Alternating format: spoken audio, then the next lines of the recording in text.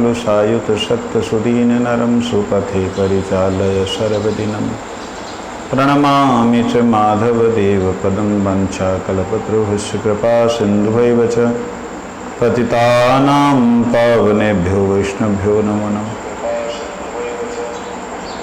वृन्दायै तुलसीदेव्यै प्रियायै केशवस्य च कृष्णभक्तिप्रदे देवी सत्यवत्यै नमो नमः। श्रीकृष्णचैतन्यप्रभु नित्यानन्द श्री अद्वैत गदाधर श्रीवासादि गौरभक्तवृन्द। हरे कृष्ण कृष्ण कृष्ण हरे हरे, हरे राम राम राम हरे हरे। गुरु गौरंग राधा गोकुलानंद देव की जय। जय धर्म। छठा अध्याय हम लोग श्रवण कर रहे थे।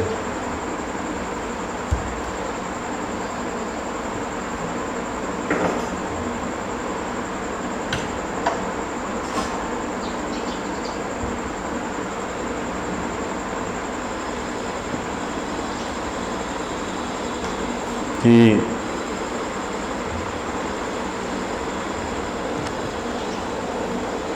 देवीदास ने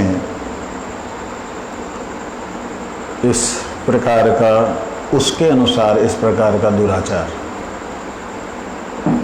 कि जिसमें हिंदू मुस्लिम एक जगह बैठ के भगवान की चर्चा कर रहे हैं, उसका इस प्रकार का जो व्यवहार है उसे देख करके उसे तकलीफ हुई कि ऐसा क्यों भाई। क्योंकि उस जमाने में, उस समय में मुसलमान बहुत बड़े आक्रांता के रूप में भारत को बहुत बार लूट चुके थे, इसलिए लोगों के अंदर थोड़ा विरोध भी था। तो देवीदास ने उस बात को लेकर के प्रश्न किया। किनसे? वैष्णवदास बाबा जी महाराज से। वैष्णवदास बाबा जी महाराज कौन हैं?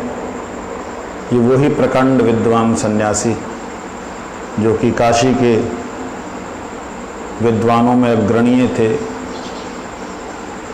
नाम उल्लेख करना उचित नहीं समझा, क्योंकि उनके परंपरा में आए हुए उनके शिष्यगण उनके नाम को लेकर के बड़ा कुछ सीखते सिखाते हैं। इसलिए भक्तिविनोद ठाकुर ने उन वैष्णवदास जी का पूर्व नाम, पूर्व परिचय दिया नहीं। तो वह सामने आ गए, क्योंकि इन तथाकथित, मतलब ऐसे बोले जाने वाले, तथाकथित शब्द का मतलब ऐसे बोले जाने वाले विद्वान, जिनके द्वारा बोला गया, आप में से जो पढ़ा लिखा है वो सामने आए। तो वैष्णवदास जी को आगे कर दिया, क्योंकि बाकी वैष्णव कहते क्या तर्क करना, छोड़ो, तुमने जीतना जीत गए। लेकिन इन्होंने निंदा शास्त्रों की कर दी कि शास्त्रों में जो कहा है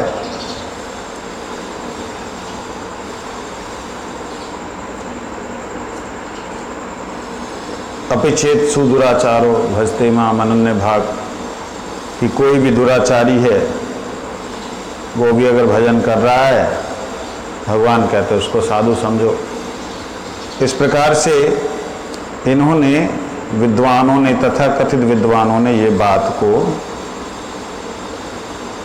महाजनोगत सजीन पंथा, महाजनोगत ये न सपंथा, कि जिसको महाजन आपने बोल दिया, महात्मा है जी, महात्माओं के पीछे चलो। ऐसे ही किसी को खड़ा कर दोगे आप महात्मा बोल के, जो सदाचरण भी नहीं कर रहा है, उसे कैसे महात्मा कह सकते हैं? इनकी दृष्टि से सदाचरण क्या है कि मुसलमानों से दूर रहो। वो बात सही है, विधर्मी लोगों से दूर रहो। लेकिन वैष्णवों ने, वो जो काजी जो आए थे, उनके साथ में सदव्यवहार किया, अच्छा व्यवहार किया, क्योंकि वैष्णव देखते हैं भगवान की ही शक्ति सर्वत्र है, कोई अनुकूल रूप से या कोई प्रतिकूल रूप से। शक्ति किसकी है? भगवान की। इस दृष्टि से वो व्यवहार करते हैं। और उनके इस व्यवहार के कारण बड़े बड़े पतित और अधम जीव भी उनके आगे नतमस्तक होते हैं कि ऐसे होते हैं संत लोग। ये चीज़ को देख के देवीदास के मन में तो कुतर्क चल ही रहा था, बाप को वापस ले जाना है। पहले सुनता रहा, बाद में फिर कहा ऐसे नहीं तो ऐसे सही, दिखाई दूंगा कि ये लोग नीच लोग हैं, वैष्णव लोग नीच लोग हैं, इनका कोई सदाचार नहीं है, ऐसा उसके मन में विचार था। और उसके कारण ही वो चूड़ामणि नाम के महान विद्वान को साथ में लिए हुए, इनका नाम कृष्ण चूड़ामणि, उनको साथ में लिए जब प्रश्न करता है तो प्रश्न के उत्तर जब वैष्णवदास जी देते हैं तो उत्तर के बाद उसका उस विषय में कोई विशेष तर्क नहीं रह जाता, ऐसा उत्तर देते हैं। अब उन्होंने बोला कि 4 वर्ण जो हैं, हमारे वैष्णवदास ने बोला, बाबा जी महाराज ने, 4 धर्म जो हैं वो चारों के चारों वैदिक हैं, उनको जो नहीं मानता, उनसे जो बाहर है वो अंतज्य है। चूड़ामणि ने सच पकड़ा, अच्छा अंतज्य है, ठीक है, मुसलमान अंतज्य है या नहीं? वैष्णवदास जी कहते हैं वे शास्त्र के अनुसार अंतज्य और चारों वर्णों से बाहर हैं। चूड़ामणि, तब मुसलमान कैसे वैष्णव हो सकता है? और आर्य वैष्णव लोग कैसे उसका संग कर सकते हैं? आर्य वैष्णव मतलब शुद्ध वैष्णवगण, वो कैसे उसका, आर्य वैष्णव मतलब ये भी होता है कि जो परंपरागत वैष्णव होते आ रहे हैं, तो वो उनका संग कैसे कर सकते हैं? वो अंतज्य है, उसको चारों वर्णों से बाहर निकाल दिया, तो वैष्णव क्यों उनका संग करेंगे, जहाँ उनको क्यों अपने संग में बैठाएंगे? तो वैष्णवदास जी ने इसके विषय में कहा, जिन्हें शुद्ध भक्ति है वे ही वैष्णव हैं। जिनके अंदर शुद्ध भक्ति वही वैष्णव। मनुष्य मात्र वैष्णव धर्म का अधिकारी है, मनुष्य मात्र ही वैष्णव धर्म को ग्रहण कर सकता है। जन्म दोष के कारण मुसलमानों का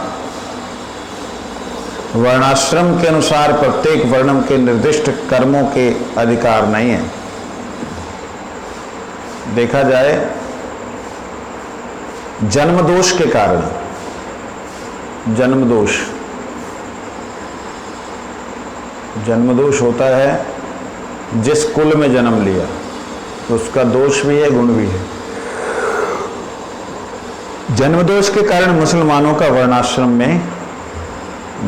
में मतलब उन्हें वेद पढ़ाने का अधिकार नहीं, उन्हें जो हमारे शास्त्रों को मानते हुए जो दान पुण्य हमारे धर्म के लिए करते हैं उसका कोई अधिकार नहीं। इस प्रकार से वर्णों के अनुसार जो निर्दिष्ट कार्य हैं उनका उनको अधिकार नहीं, किंतु भक्ति के क्षेत्र में उनका संपूर्ण अधिकार है। संपूर्ण अधिकार सुनते तो माथा गर्म हो जाएगा। भाई भक्ति का क्षेत्र मतलब ये ऐसा क्षेत्र है कि जो सब किसी को साथ में ले लेगा। तो जवाब देते हैं, कर्म कांड, ज्ञान कांड और भक्ति कांड परस्पर में सूक्ष्म भेद है। दिखने में एक जैसा लग सकता है, कर्म कांड और भक्ति कांड, ज्ञान कांड बीच में नहीं होगा। कर्म कांड, ज्ञान कांड, भक्ति कांड कहते दिखने में सारे का सारा एक है, मगर सूक्ष्म भेद है। क्या है? जो कर्म कांड है उसके अंदर जो क्रियाएं पूजा पाठ की होती हैं वही पूजा पाठ की क्रियाएं वैष्णव लोग, भक्त लोग भी करते हैं सेम मंत्रों के द्वारा। वो भी सहस्त्र शीर्षा पुरुषा सहस्त्रयाक्ष सहस्त्रपात करते हैं, हम भी वही मंत्र करते हैं। वो भी स्वस्तिना गोविंदो स्वस्तिना च्युतानंत करते हैं, हम भी वही करते हैं। तो वो देवी देवताओं की आराधना करते, हम गोविंद की करते। क्रिया दिखने में एक जैसी हो सकती है, ऐसे ही ज्ञान कांड है। वो लोग भी अध्ययन और अध्यापन करते हैं, अध्ययन अध्यापन निधिध्यासन। तो वो भी पढ़ते पढ़ाते शिक्षा देते लेते हैं ज्ञान कांड के लोग और अपने आप को ब्रह्म समझते हैं। भक्ति कांड के लोग भी ऐसे ही हैं, पढ़ते पढ़ाते हैं और अपने आप को दास समझते हैं। वो कहते सो अहम, भक्त लोग कहते हैं हाँ सो, मगर उसके पहले दासो है। वो कहते सो मतलब वो अहम, भक्त कहते हाँ सो अहम, लेकिन आगे दा लगा के दासो अहम। तो कहने का मतलब मंत्र वही है, तंत्र वही है, तिलक इत्यादि मंत्र वही, तंत्र वही, मगर उद्देश्य के बदलने पर सारी क्रिया बदल गई, सारा फल बदल गया। वही चाकू वही बंदूक देश के अंदर चलाएगा तो गुनाह, देश के बाहर विद्वेषियों को, देशद्रोहियों के ऊपर चलाएगा तो वह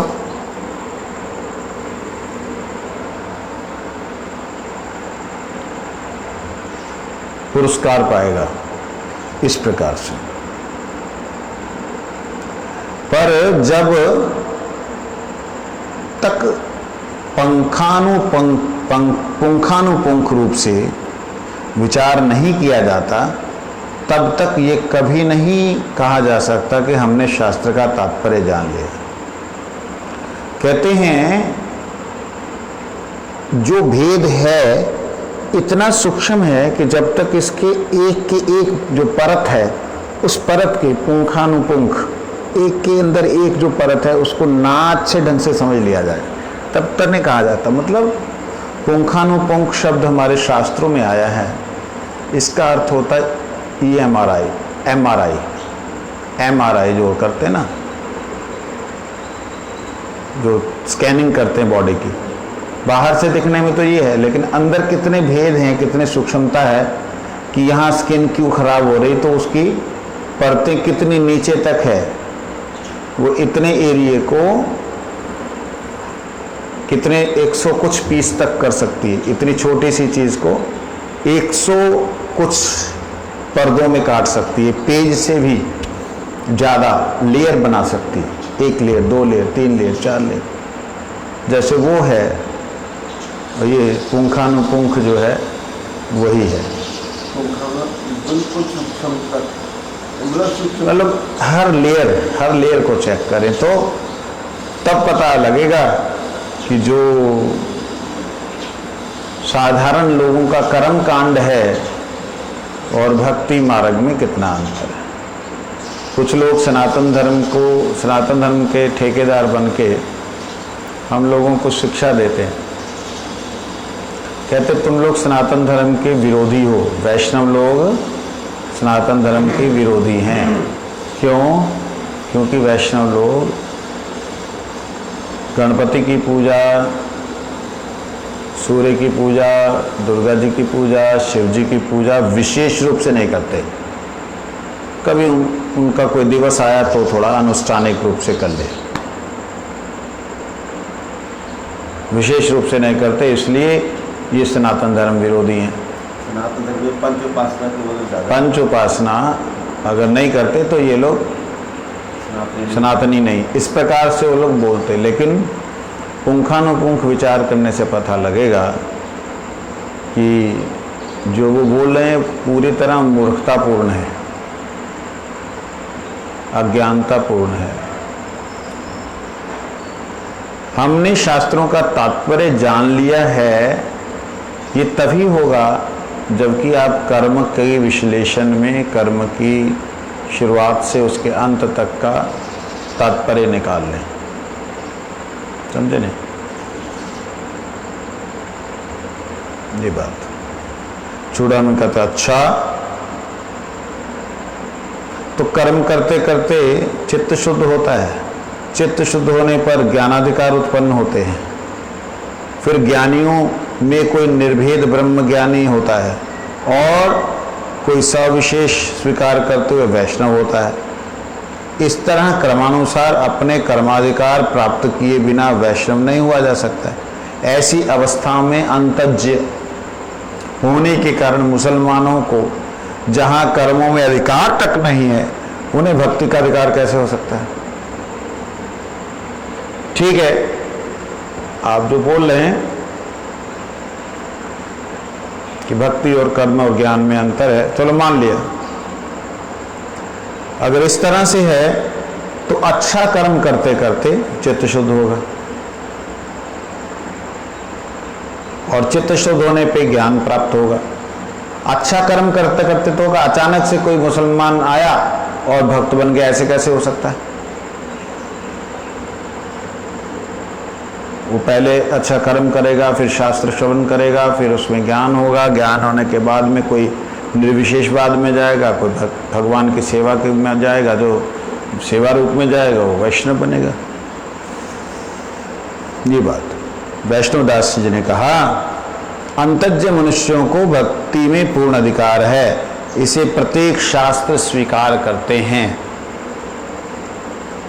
गीता जी के बारे में, माम ही पार्थ व्यपाश्रित्य ये अपि स्यु पाप योनयः स्त्रियो वैश्यस्तथा शूद्रो अपि यान्ति पराम गति। हे पार्थ, स्त्री शूद्र वैष्णव वैश्य और पाप योनियों में जन्म ग्रहण करने वाले अंतज्ञ आदि को जो भी हो मेरा थोड़ा सा आश्रय लेते हैं तो वह परम गति को ही प्राप्त होते हैं। थोड़ा सा आश्रय क्या करोगे? और हम पूरा लेके बैठे हैं, हमें देखना रहो ये। हाँ,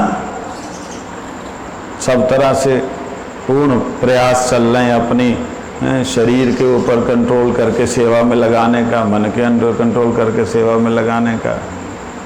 बुद्धि तुम्हारी तरफ लगी हुई है, उसके बाद भी बोल रहे हो कि वो थोड़ा सा करे तो उसको तुम कर दोगे, हमें ना ले जा रहे, ले जाओ यहाँ पे।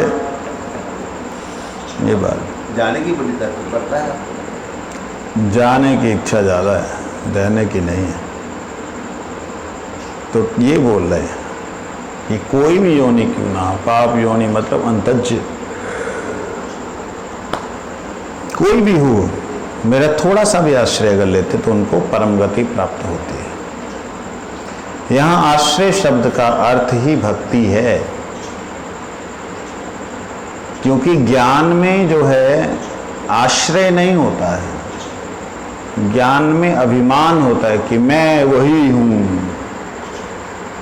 मैं वही प्रज्ञा जो समस्त चराचर में है, मैं वही परम सत्ता जो समस्त चराचर की है। वो सत्ता मुझसे अलग नहीं, मैं उससे अलग नहीं, वो मुझ में है, मैं उसमें हूँ। सब जगह देखूँ तो तू ही तू और मैं ही मैं हूँ। समझ लग गई? सुन भी रहा है? ध्यान कहीं हो रहा है। इस प्रकार से जो बोलने वाले लोग हैं वो पूर्ण ज्ञानी हुआ। कहाँ से पूर्ण ज्ञानी हुआ? अगर वो ऐसा कहता है कि मैं सब और ऐसे लोग जो हैं जो इस प्रकार का अभिमान करते हैं, उनके भक्ति भाव तो है ही नहीं, सेवा की तो भावना है ही नहीं। कर्म करने वाले कर्मकांडी लोग जो हैं उनको तो अपने स्वार्थ के लिए कर्म कर रहे हैं। उन्हें क्या लेना देना है कि भाई भगवान उस देवता की जो हमने सेवा की है उसके साथ कोई बातचीत भी कर लें। वरुण की सेवा है, अग्नि की सेवा है, जहाँ किसी ग्रह नक्षत्र शनि मणि इत्यादि जो भी हैं उनकी सेवा कर रहे हैं, उनको कोई है ही नहीं कि भाई राहु से भी पूछ लें, भाई साहब तुम्हारे इतने मंत्र कर लिए हमने, अब ये बताओ तुम्हें कुछ चाहिए क्या? ना कछु मारेगा थोड़ी तुम्हें, नहीं चाहिए मेरे को, मैं तो देने वाला हूँ। अरे भगवान भी मांगते हैं भक्तों से, भाई तुम भी कोई जरूरत है तो मांग लो। कभी बोलता है कोई? नहीं। राहु को मुसीबत समझते हुए उतारने की कोशिश करता है, शनि को मुसीबत समझते हुए उतारने की कोशिश करता है, गुरु नीच है तो उसको ऊंचा उठाने की कोशिश करता है, सिर्फ इसलिए कि अपना स्वार्थ पूरे हो जाए। तो इस प्रकार से अन्य अन्य देवी देवताओं की उपासना करते हुए जीव अपनी कामना को पूर्ति करने के उद्देश्य से, यहाँ से समझा जाए, अपनी कामना को पूर्ण करने के उद्देश्य से जब जीव अन्य देवी देवताओं की उपासना करता तो उसमें भक्ति नहीं होती, उसमें कर्म होता है। इसलिए जहाँ भक्ति है ही नहीं वहाँ भगवान क्यों उसके उद्धार का ठेका लेंगे? समझे नहीं? आश्रय नहीं है ना। मारवी राखवी जो इच्छा द्वार नित्यदास प्रति तु अधिकार। अगर कोई किसी भी देवी देवता का, एक साधारण सी बात कह रहा हूं, किसी भी देवी देवता का अनकंडीशनल सरेंडर हो जाए, शरणागत हो जाए किसी भी देवी देवता के, वो देवी देवता डेफिनेटली मरने मिटने को तैयार हो जाएगा उसकी रक्षा के लिए। प्रैक्टिकल उदाहरण बानासुर भोले बाबा के शरणागत था। ऐसा शरणागत था, कहते जब होगा, जब तू ये आना भाई, तू ही मेरा मालिक, तू ही मेरा कर्ता, तू ही मेरा धर्ता, बाकी सब। तो बानासुर से भगवान ने युद्ध जब करना चाहा तो पहले शिव जी से करना पड़ा। जब शिव जी का देखा उत्पात भयंकर चल रहा है, भगवान ने उनको वैष्णव अस्त्र से कर दिया, जाओ वैष्णव अस्त्र मार दिया। अब वैष्णव अस्त्र ऐसा होता है कि हाथ जोड़ के खड़ा हो जाता है। अब हाथ जोड़ के खड़ा हो तो शिव जी क्या करेंगे? भाई तू काहे को आया वैष्णव? इस प्रकार से कृष्ण ज्वर पैदा किया, एक बुखार चढ़ा दिया, शिव जी कांपने लग गए। तो हाँ, कृष्ण ज्वर इस तरीके से। तो कहने का मतलब कर्म कांड में जो भी सकाम भक्ति करता देवताओं की, उसका कोई रिलेशन नहीं होता। निष्काम करने वाले का रिलेशन होता है उसी देवता के प्रति, चाहे वो रखे, चाहे मारे, चाहे कुछ भी करे। उदाहरण के लिए कई लोग आजकल, हालांकि करते तो सकाम रूप से ही हैं, किसी किसी अन्य अन्य देवता की आराधना करने लगे हैं। रास्ते पे खड़े हुए मज़ारों पर अपनी अनन्यता दिखलाने लगे हैं। ऐसे लोग, उनके लिए रामकृष्ण वगैरह जो हैं तुम्हारे हैं, हमारे लिए हमारा बाबा ही सब कुछ है। ऐसे लोगों की गति फिर क्या होगी? उनकी गति कैसे हो सकती है? ये बात के ऊपर अगर विचार करें, अरे वो बाबे की गति नहीं हुई तो तुम्हारी क्या गति करेगा? कई लोग किसी को, करोड़ों लोग, लाखों लोग, ना करोड़ों नहीं लाखों लोग किसी को ऐसा मानते थे कि ये भगवान का दूत है, ये हमारे लिए यही भगवान है। वो अपना ही उद्धार नहीं कर पाया, कितने दिनों से जेल में बैठा हुआ है। तुम्हारा क्या उद्धार करेगा? इसलिए कभी भी गुरु भगवान नहीं होता है, कभी भी संत भगवान नहीं होता है, कहीं भी पति परमेश्वर नहीं होता है। समझे नहीं? वास्तविकता में परमेश्वर ही हमारा निश्चित रूप से पति है। पति मतलब पतवार रखने वाला, रक्षा करने वाला, पालन करने वाला, उसे पति कहते हैं। वास्तविकता में भगवान ही नित्य गुरु हैं। अब आप देखिए, जब आपने किसी देहधारी गुरु का आश्रय नहीं किया था तो क्या आपके अंदर सद्विचार नहीं आते थे? सद्विचार कौन देता था? वही तो परमात्मा अंतर्यामी। सद्विचार देना ही तो सद्गुरु का काम है। अज्ञानता से ज्ञान में ले जाना, अंधकार से प्रकाश में ले आना, ये काम ही तो गुरु का है। तो क्या जब आपने आध्यात्मिक गुरु को पदाश्रय नहीं किया, क्या आप कभी कभी अज्ञानता से अपने आप ज्ञान में आते थे कि नहीं? आते थे। तो वो नित्य गुरु जो हैं वो हैं। और जिनका आश्रय किया उनका शरीर कुछ दिन बाद शांत हो जाएगा, तो कौन गुरु रहेंगे? वही गुरु रहेंगे। तो इसलिए गुरु भगवान नहीं है, लेकिन भगवान नित्य गुरु जरूर है। इसलिए संत भगवान नहीं है, लेकिन भगवान संत जरूर है। ये बातों को समझना चाहिए। भगवान संत करना चाहिए। हाँ, वही कर रहा हूं। जैसे गुरु है ना, ऐसे भगवान। जैसे भगवान संत जरूर है का मतलब जो संतरति, जो हमको संतरण करें, जो हमको सम्यक रूप से तार दें, उन्हें संत कहते हैं। संत के बहुत से अर्थ होते हैं। एक है सम्यक रूप से या तरंती, जो तारता है वो संत है। जो जीवों को सम्यक रूप से तार दे या तर जाए वो संत है।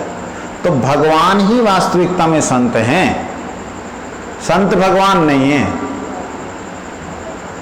जैसे मंदिर के अंदर भगवान हैं, मंदिर भगवान नहीं है, समझे नहीं? ऐसे संत के हृदय में भगवान हैं, इसी के कारण संत संत है, क्योंकि उसके हृदय में भगवान है। तो इसीलिए संत जो हैं वो भगवान के साथ जुड़े होने के नाते उनको कहा जाता है संत भगवान की जय, गुरु भगवान की जय, पति परमेश्वर की जय, ये कहा जाता है। इन प्रैक्टिकली ये कोई भगवान नहीं है। बाहर जाना मिथ्या कैसे है? बाहर जाना मिथ्या कैसे? मिथ्या कैसे हुआ? आपने जो बोला संत भगवान, कहा जाना और होना दोनों में अंतर है। जैसे अभी आप बोल रहे हैं, देखो हमारे दीवार पे सूरज आ गया, या छत पे सूरज आ गया तो अभी तक सोया हुआ है, होता है ना ऐसे? क्या छत पे सूरज आता है? सूरज ना तो आता है ना जाता है। लेकिन ऐसी वाणी बोलना भी तो लोगों को भ्रमित करना जैसा। भ्रमित करना नहीं है। तुम्हार हृदय सदा गोविंद विश्राम, गोविंद कहे न मम वैष्णव परान। आपके हृदय में गोविंद का निवास है। जहाँ निवास होता है उसे बाहर से भी प्रणाम करते हैं और भीतर आके ही प्रणाम करते हैं। अगर आप जगन्नाथ जी के मंदिर को दूर से प्रणाम करते हैं, गिरिराज जी को दूर से प्रणाम करते हैं, एक तो प्रणाम ये है कि गिरिराज जी को दूर से कर रहे हैं, एक है गिरिराज जी के साथ में माथा पीट के कर रहे हैं, वहाँ ठक करके सिर ही गिरिराज जी के शिला पे लगा दिया है। एक है गिरिराज जी के भीतर, अर्थात गिरिराज जी का जो नित्य स्वरूप है उसमें प्रवेश करके करना। तीनों चीजें हैं ना। ऐसे ही भक्त का एक बाहरी स्वरूप है जो कि शरीर है, भक्त का एक भीतरी स्वरूप है जो कि आत्मा है। जहाँ पे भगवान उनके साथ विलास करते हैं, लीला करते हैं, जहाँ भगवान भक्त के साथ लीला करते हैं तो वो भक्त भी भगवान शब्द का वाच्य हो जाता है, लेकिन वास्तविकता में भगवान नहीं है। सूर्य की किरणें, सूरज का प्रकाश पुंज सूरज ही कहलाता है। देखो सूरज, ये देख दर्पण में सूरज, दर्पण में सूरज दिख रहा है, ऐसा नहीं है कि नहीं है। दर्पण में है, दर्पण नहीं है। संत में है, गुरु में है, पति में है, लेकिन पति नहीं है, गुरु नहीं है, संत नहीं है, भगवान। इस बात को समझिए। ऐसे देवी देवताओं को भागवत में भगवान भगवान भगवान, इंद्र भगवान, वरुण कहा गया, लेकिन वो भगवान नहीं है। भगवान की सत्ता होने के नाते, भगवान का समर्थ होने के नाते भगवान कहा गया। क्यों सत्ता समर्थ होने के नाते? क्योंकि भगवान ने स्वयं कहा है, वृक्षानाम अश्वत्थाश्वि, वृक्षों में मैं अश्वत्थ हूँ, पक्षियों में मैं गरुड़ हूँ, धनुर्धरों में मैं अर्जुन हूँ। भगवान ने स्वयं कहा है। इसका मतलब अगर धनुर्धर में अर्जुन है, भैया उपदेश किसको दे रहे हो? कहने का अभिप्राय है अर्जुन तुझ में मैं हूं, तू मेरे को देख नहीं रहा है, मुझे देख ले, मेरी बात मान ले, जो मैं कह रहा हूं कर ले। डिफरेंशियस है, मगर बोलने में ऐसा आता है, समझे नहीं? तो ये बात कहते हैं कि जब आश्रय जो मेरा लेता है, आश्रय का मतलब ही भगवान के चरणों में शरणागत है, तो आश्रय लेगा कौन? ना कर्म कांड वाला लेता है ना ज्ञान कांड वाला लेता है। भक्ति की शुरुआत ही आश्रय से है। भक्ति की प्रथम सीढ़ी ही शरणागति है। स्कंद पुराण के अंतर्गत काशी खंड में इसका समर्थन किया गया। काशी खंड के 21वें अध्याय का 63वां श्लोक है, ब्राह्मणः क्षत्रियो वैश्यः शूद्रो वा यदि वेतरः, यदि एतरः, यदि व एतरः, विष्णु भक्ति समायुक्तो ज्ञेयं सर्व उत्तमोत्तमा। नारदीय पुराण में भी कहा है, स्वपचो अपि महीपाल विष्णु भक्तो द्विजाधिका, विष्णु भक्ति विहीनो ये यतिश्च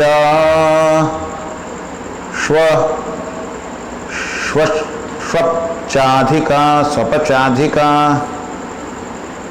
कहते हैं चूड़ामणि के सामने जब ये प्रमाण रखे वैष्णवदास जी ने, तब चूड़ामणि कहता प्रमाण तो और भी दिए जा सकते हैं, आपने ये बोले तो हमारे पास भी हैं। क्या है? प्रमाण अनेक दिए जा सकते हैं, किंतु आवश्यकता तो इस बात की है कि विचार में तय करना होता है। प्रमाण तो आप दे रहे हैं, लेकिन विचार में तो तय करो कि कैसे है। दुर्जाति दोष कैसे दूर हो सकता है? दुर्जाति, गंदी जाति, पाप यूणी, वो कैसे दूर हो सकता है? जन्म द्वारा जो संग दोष उत्पन्न होता है, जिसके यहाँ जन्म होता है संग दोष होता है, क्या वह पुनः जन्म के बिना कभी दूर हो सकता है? नया जन्म लेगा जब तो होगा। मतलब कोई चीज एक बनी, वो बनी तो टेढ़ी हो गई, अब वो टेढ़ी हो गई दोबारा मेल्ट होगी तभी तो जाकर के वो ठीक बनेगी। सोने से कोई चीज बनाई गई, सोने से बनाया गया सीधा हाथ का, लेकिन वो बना उल्टे हाथ का।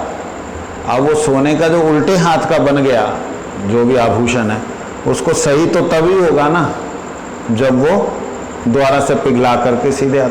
कहते इसी प्रकार से जो जन्मगत उसका दोष है वो किस प्रकार से दूर होगा? कहते हैं इसलिए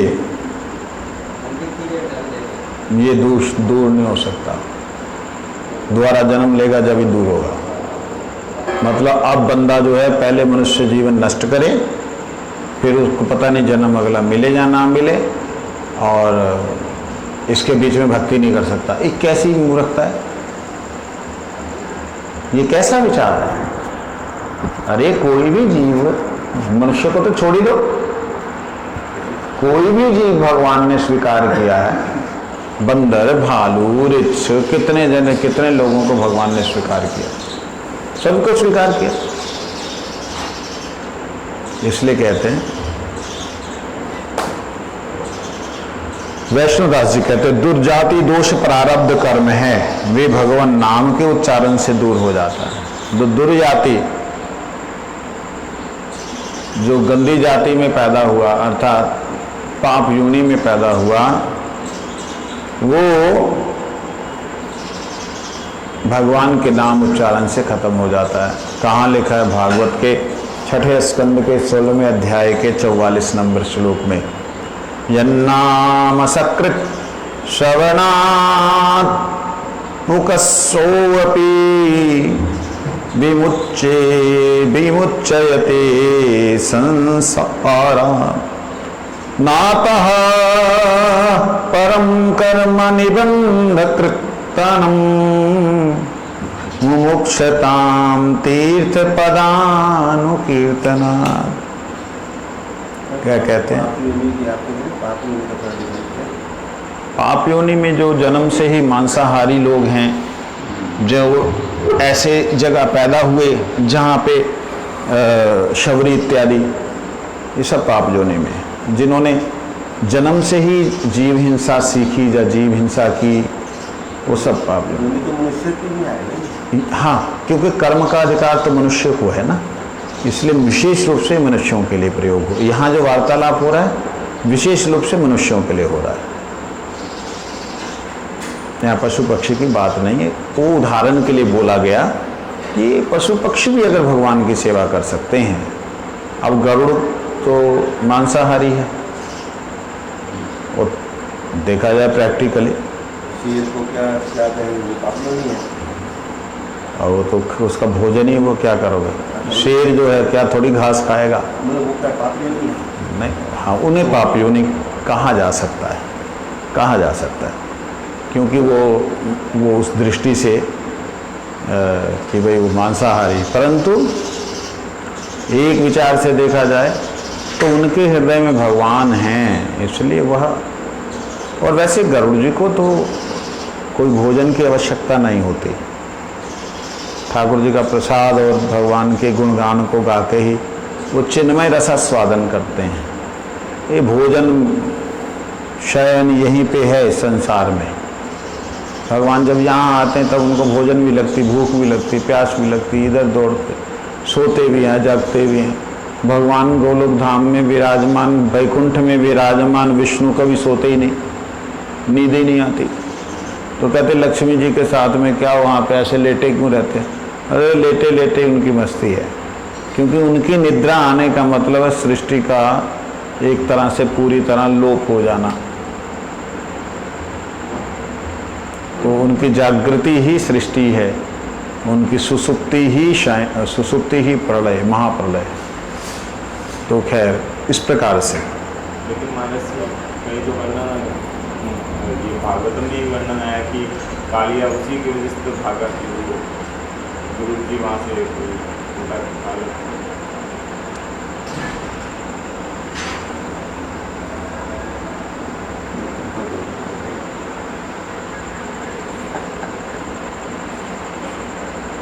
कई बातें जो है ना हम बोलते हैं, मगर कई बातें जनरल पब्लिक नहीं समझ पाती। उनके लिए कई बातों को इस प्रकार से बोलना पड़ता है।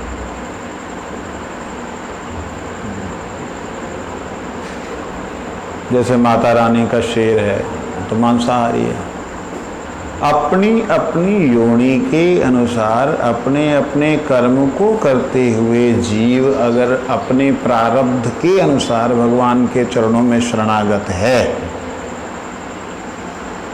अपनी अपनी योनि में जो जो भोजन है उसको करते हुए जीव अगर भगवान की सेवा में पूर्णतः समर्पित है तो वैष्णव ही है, उसे और कुछ नहीं कह सकते। इसका मतलब मुसलमानों को ना, उस दृष्टि से नहीं, वो तो मनुष्य योनि है ना। मनुष्य योनि के दांत सिस्टम सारा अलग है। मनुष्य योनि और उसमें जो है पशु योनि में अंतर है। या मनुष्य योनि के अंदर पाप योनि की बात हो रही है। मनुष्य योनि में जो पाप करते ही जन्म लेते उनकी बात हो रही है। वो पाप योनियों में जितने भी शवर जाति है, जो वंश जन्म से ही मांसाहारी हैं, जहाँ जीव हिंसुक हैं, जहाँ बचपन में जिस बच्चों को जो सिखाते हैं, देख अरे छिपकली गई, खा ले उसको, वो मार के छिपकली को खा जाते हैं। उनके बचपन में ही इस प्रकार की वृत्तियाँ जो दी जाती हैं, सिखाई जाती हैं। हाँ, तो ऐसे लोग, उनके लिए ये बात हो रही है। वैसे पशु योनि वालों के लिए बात है ही नहीं है। पाप योनि तो वो पशु योनि को पाप योनि आप नहीं कह सकते, भोग योनि है वो। पाप पुण्य योनि तो मनुष्य ही है। जो पाप योनि है मनुष्य में, वो संस्कारों द्वारा नहीं। प्रश्न तो वही चल रहा, उत्तर वही दे रहे हैं, आप सुनने रहे, सो रहे। आपने कहा वो नाम के द्वारा, भगवान नाम के उच्चारण से उसका जो दुर्जाति दोष है, जो प्रारब्ध कर्म के अनुसार मिला, वो नष्ट हो जाता है। प्रमाण यन्नाम सुकृत श्रवणात् मुक्षो अपि मुच्यते संसारात्। हे राजन, चंडाल भी यदि विष्णु भक्त हो वे ब्राह्मण की अपेक्षा यहाँ तक कि सन्यासी जो विष्णु भक्ति विहीन होता है वह चंडाल से भी अधम होता है। सन्यासी होकर के भी अगर कोई भगवान की भक्ति के विहीन है, अपनी भक्ति करवाने में लगा हुआ है, तो वह चंडाल से भी अधम है। और विष्णु भक्ति विहीन ब्राह्मण भी चंडाल के समकक्ष नहीं है, बराबर नहीं है। आगे कहते नातः, कहते जिसका नाम एक बार सुनने से चंडाल भी उसी संसार और जाति दोष से मुक्त हो जाता है, वह है भगवान का नाम। यह नाम सुकृत श्रवणात्, श्रवण करने मात्र से पुक्षो अपि विमुच्यते संसार। क्वेश्चन है कि महाराज जी, अगर चारों वर्णों में ब्राह्मण भी अगर भगवान विष्णु का, या जो सन्यासी है वो भगवान विष्णु का भक्त नहीं है, तो वो भी जो अंत्यज है उससे भी नीच है, तो फिर वैष्णव किसी का कोई वर्णों में है ही नहीं, वैष्णव किसी का कोई वर्ण, वैष्णव जो है वर्ण जाति से बाहर एक तरह से अंतज्य है, इसलिए अंतज्यों की फेवर में बोल रहा है। वैष्णव जो होते हैं ये भगवान के होते हैं, और जो वर्ण होते हैं वो संसार के होते हैं। संसार को चलाने के लिए एक सिस्टम बनाया गया कि ऐसे ऐसे ये व्यक्ति कर्म करेगा, ऐसे ऐसे ये व्यक्ति कर्म करेगा, ऐसे ऐसे, ये वर्ण इसे कहते हैं। वैष्णव जो है वर्णों से, आश्रमों से अलग होते हैं, ऊपर होते हैं। तो जो वैष्णव बन गया उनको ब्रह्मचारी वानप्रस्थ गृहस्थ बनने की क्या आवश्यकता, सन्यासी बनने की क्या आवश्यकता, वो भक्त है तो है ही है, उसमें तो कहीं भी ऐसी बात है ही नहीं कि जो है वो सन्यासी जो है वो वैष्णव है। वैष्णव गृहस्थ में भी हो सकता है, सन्यास में भी हो सकता है, किसी भी अवस्था में हो सकता है। वैष्णव तो वैष्णव ही है। लेकिन बनने के बाद, वो गृह त्यागने के बाद, कृष्ण का भजन करने के बाद उनको सन्यास लेने की क्या आवश्यकता? नहीं, आवश्यकता नहीं। अगर वो कहीं भी है, कैसे भी है, भगवान को पूर्ण शरणागत है तो उसे कुछ भी जरूरत नहीं। ये सन्यास इत्यादि तो उस भगवान को पूर्ण समर्पित करने का साधन मात्र है। सन्यास लेना, जब वानप्रस्थ ग्रहण करना, ये निवृत्ति के बाद की अवस्था वैष्णव है। वैष्णव अवस्था क्या है? ब्रह्मचारी, गृहस्थी, वानप्रस्थी, सन्यासी, इससे ऊपर की अवस्था वैष्णव है। तो ब्रह्मचारी जो है अगर वो गृहस्थी में चला गया है तो उसे स्टेप तो पार करना पड़ेगा। वानप्रस्थ आकर, सन्यास आकर के निवृत्त तो होना पड़ेगा ना अपनी जिम्मेवारियों से। ऊपर जाने के लिए वैष्णवता तो कहीं से भी हो सकती है, जरूरी नहीं सन्यास लेना है। हाँ, वही मैं बोल रहा हूँ, वो तो कहीं से भी हो सकती है। वैष्णवता का मतलब भगवान के प्रति पूर्ण शरणागति। नहीं तो भगवान कृष्ण कहाँ आते, राम जी कहाँ आते? सन्यासियों के पैदा होते,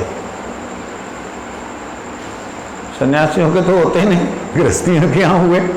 भगवान के जो मैक्सिमम अवतार हैं वो तो गृहस्थों के यहाँ हुए। नहीं, मैक्सिमम, बहुत से ऐसे अवतार हैं, बाहर से भी कुछ हुए। हाँ, बहुत से हैं ऐसे अवतार जो बिना गृहस्थों से आए हैं। नरसिंह है, वराह है, कूर्म है, मत्स्य है, ये सब जो मनुष्य रूप से आए हैं वो तो फिर चार वर्णों को भी दो भागों में डिफाइन किया जाए कि एक तो जो संसार में रह रहे हैं उनके लिए ब्रह्मचारी, वानप्रस्थ और सन्यासी, और जो भक्ति कर रहे हैं ना, ऐसा नहीं। भक्त हैं उनके लिए भक्तों की स्थिति के लिए आप दो भागों में विभक्त नहीं कर सकते, क्योंकि भक्त किसी भी स्थिति में हो सकता है। आपको अलग से क्यों करना उसको? Who are you? किसने अधिकार दिया कि तुम वैष्णवों में जो है जाति और वर्ण आश्रम का व्यवस्था बनाओ? किसने अधिकार दिया?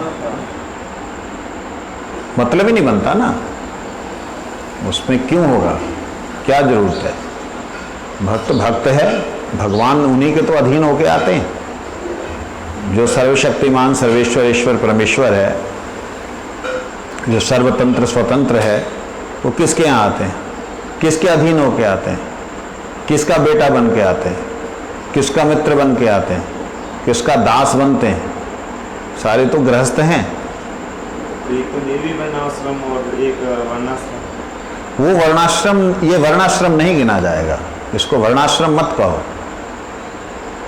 इसको अगर वैष्णवता को, भक्त को वर्णाश्रम में ले आओगे तो गड़बड़ हो जाएगी। ये बिल्कुल बाहर है। दिखाई देने में डर लग सकता है।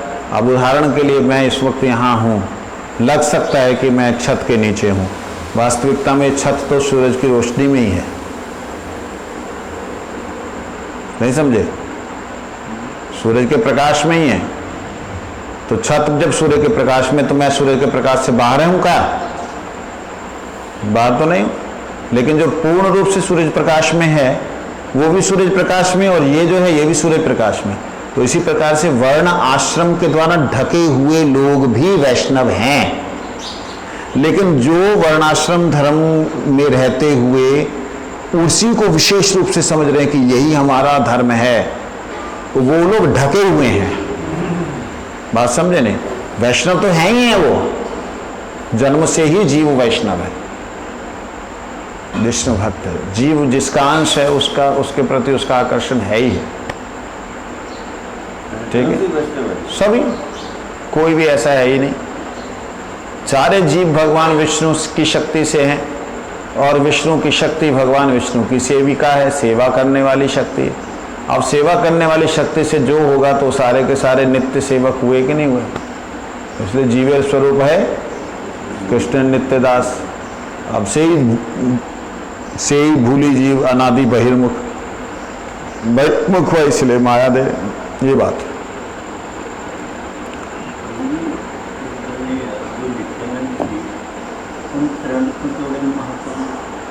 कितने प्रसंग केड़ी गल कित्थों आ गई? आ प्रसंग अलग है, वो प्रसंग अलग है, ये नाल तां नहीं जुड़दा ना। ओ, ये प्रसंग अलग है ना, अलग अलग प्रसंग है दोनों। चलो उसको इसके साथ जोड़ देते, जबरदस्ती जोड़ देते। महाप्रभु जी की लीला में देखो नित्यानंद जी ने क्या किया।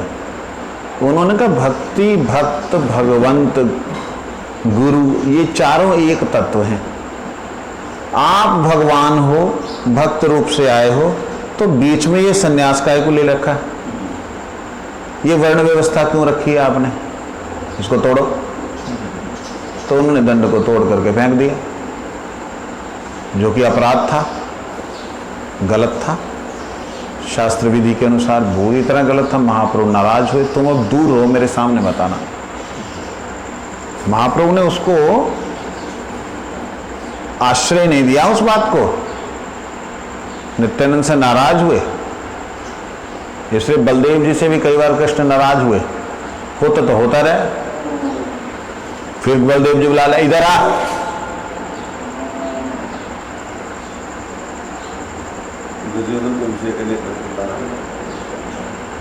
मैं बोल रहा हूं, इधर आओ। अब बड़ा भाई है, बोल रहा, आना ही पड़ेगा। अंदर से भगवान आते नहीं, तो कहने का मतलब भगवान की इच्छा के विरुद्ध भी भगवान के सुख में वर्धन होता है अगर, तो भक्त वो करता है।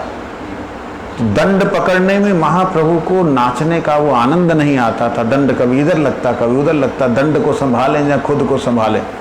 महाप्रभु नित्यानंद ने कहा कि ये दंड जो है ना, बस उदंड बड़ा उदंड है।